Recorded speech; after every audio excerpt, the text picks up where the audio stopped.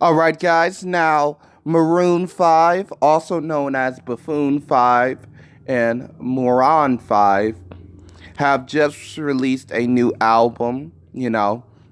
It's called Red Pill Blues, which kind of sounds like a MGTOW bait and switch since this whole album is about glorifying pussy in a very childish way.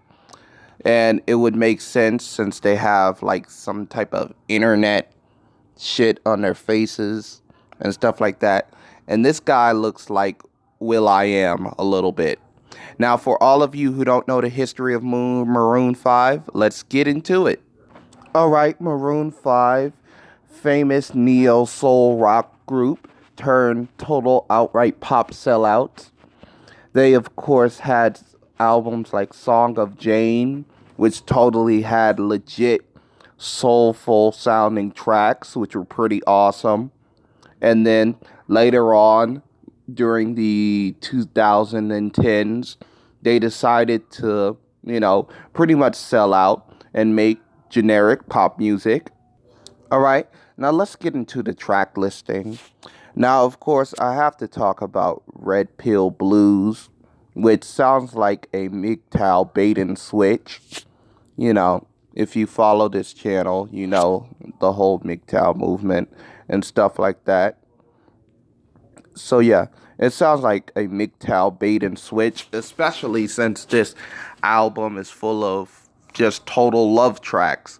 Like Best For You, where he decides to let a woman go because she's not the type that, he's not the type that the woman deserves and shit like that. Or, of course, he'll wait on a woman. What Lovers Do, where he explains how love is tricky and that will deceive people. Shit like that. Bet My Heart, where he goes out on a limb and he gives his love to a woman. Help Me Out, where he's trying to get help for a relationship. But what truly makes this album stink is the hip hop guest features. I'm talking about Lunch Money Lewis.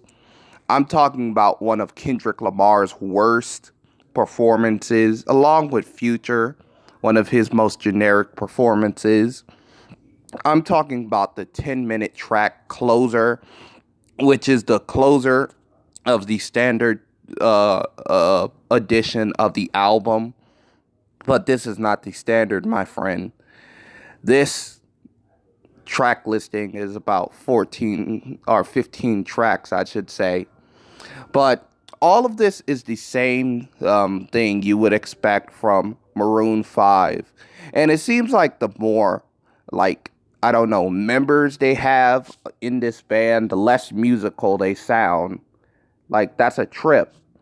The more members you have in the band, the less musical you sound.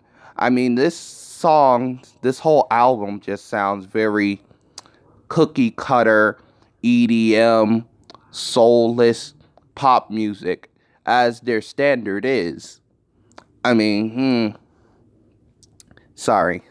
The one thing I can commend this album is it sounds very tropical. It sounds very tropical, like Roses and Help Me Out and Lips on You.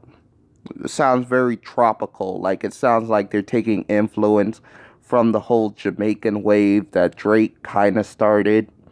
With the Chris Brown album and this, I can see Drake's influence all throughout these whole few months he's been gone. Like, wow. And one thing I can say about this album is that the lead singer's voice, like his very high-pitched voice, is not drizzled in auto-tune. So it actually sounds pretty nice and decent, especially on tracks like Denim Jacket. Pretty nice.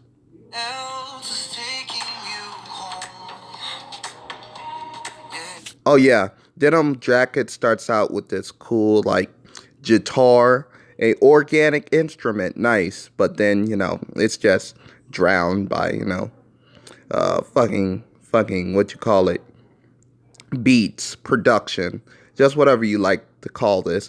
But anywho, this album, just standard Maroon 5, but with a MGTOW bait and switch. I'm going to give this album a 5. It's, 5 for a Maroon 5. So that's it. Please like, subscribe, share this video. I'm out.